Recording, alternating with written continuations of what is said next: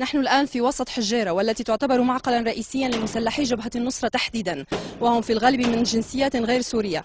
كانوا يقومون من هذا المكان باستهداف مقام السيدة زينب عليها السلام ومحيطها بقذائف الهاون وصواريخ محلية الصنع. من هنا وتحديدا من حجيرة بريف دمشق رافقنا وحدات النخبة في الجيش السوري خلال عملياتها النوعية المباغتة وتقدمها وسيطرتها على كامل المنطقة حتى دوار سبينا، ما أصاب المجموعات المسلحة بحالة من الذهول، فروا خلالها سريعا تاركين المكان. أطباق طعامهم التي تركوها وراءهم خير دليل على ذلك. تم التقدم من دوار حجيرة إلى سوق الخضرة وإلى دوار سبيني. هلا نحن الآن بسوق الخضرة تبع حجيرة، وهو خط امداد أولي ورئيسي للعصابات مسلحة.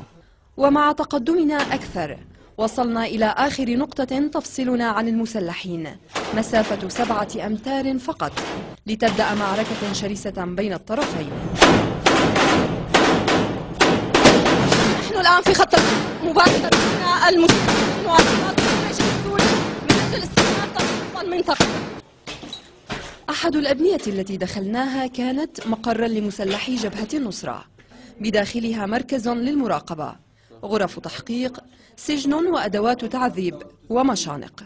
هنا كانت تنفذ أحكام إعدام ميدانية. هذه أحد المقاعد التي كان يستخدمها المسلحون لتعذيب المخطوفين من هنا، ومن ثم يأتون بهم إلى هنا من أجل القيام بشنقهم وتنفيذ حكم الإعدام بهم.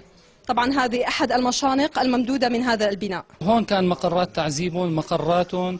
نحن فتنا على أكثر من مقر، كان حاطين مراقبة بالكاميرات لجميع خطوط التماس. دخلنا إلى منطقة العمق اللي هن بيعدوها منطقة استراتيجية، لأنه كان هون بهاي المنطقة يصنعوا العبوات، بهاي المنطقة المشافي الميدانية تبعهم.